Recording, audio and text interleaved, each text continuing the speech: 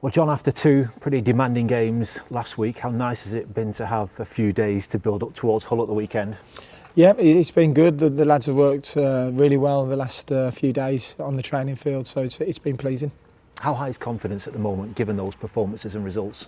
I think the results obviously breeds confidence. I think the performances overall this season have been good. I think the group are always very confident, even when we lost 3 in a row. I spoke about the performances still being there and everyone believing. So the confidence was certainly there, and I think that's full credit to this group of players that we've got. They never know when they're beat. They never give up, and they're such a pleasure to work with. Their attitudes every day is fantastic. So very fortunate to have a real good group. Is that the character that you always knew was there, or are you learning more things about the team as you go on? No, the character's there without a shadow of a doubt. The core of the group was there last season. To do what we did last season was very pleasing. So, the lads have come back full of energy, high spirits. The players that we brought in have certainly helped them as well. So, there's a real good togetherness and team spirit there in the group.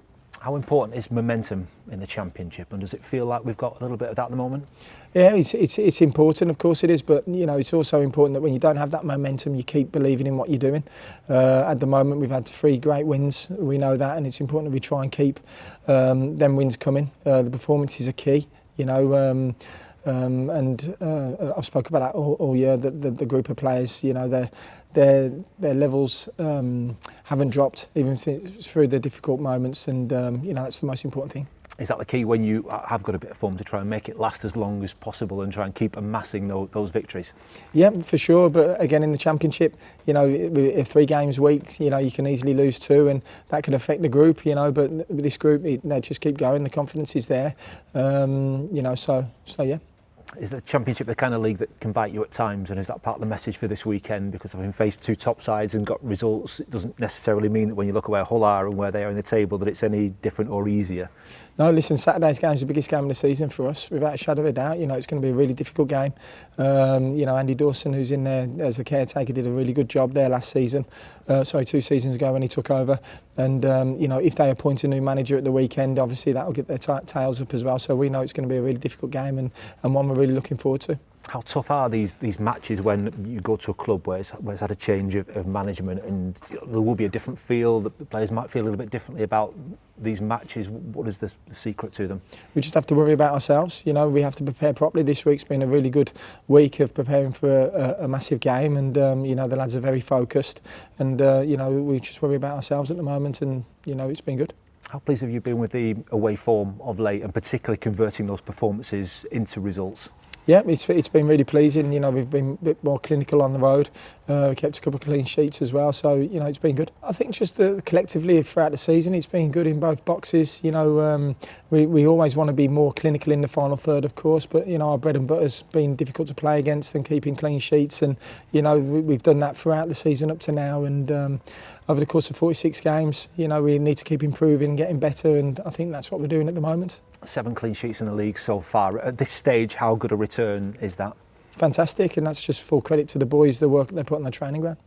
In terms of that unit, it's not just the back four, it is the team as a whole. Pick out one player in amongst all of that, in Sonny in the middle of the park. How key is he to everything that we do? I guess both offensively at times, but also from that defensive.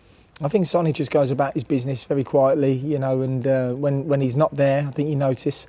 Sonny's a fantastic player, but to keep clean sheets and be difficult to play against, it's a collective. It's not just one player; it's 11 players all doing their jobs, knowing their jobs, and when the subs come on, they know their jobs and do their jobs as well. So it's about the squad knowing their jobs in possession and out of possession.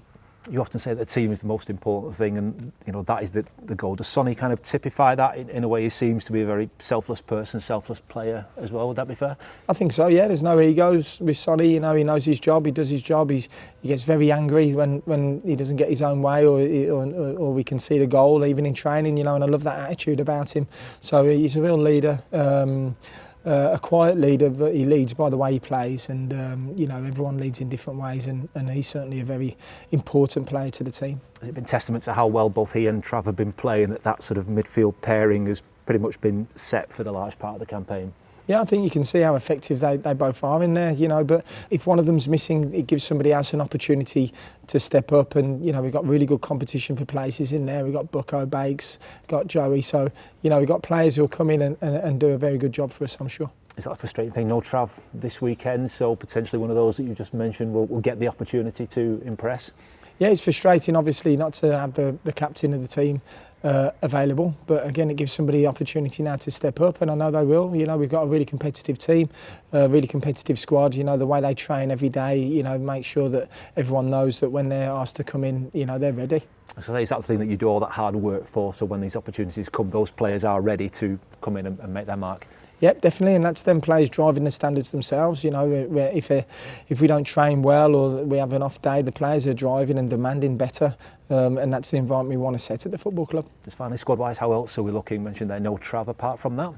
Yeah, obviously Siggy's still injured, Ballas still injured, unfortunately. So, yeah, listen, we're getting Andy Vyman, obviously, still a couple of weeks away. So we're getting players back and they're getting closer, but, you know, we're going to be a little bit lighter at the weekend. We know Hayden's more long-term, up to Siggy and Ballas. What's the rough time scale on those two? I'm hoping the next 2 or 3 weeks for both of them.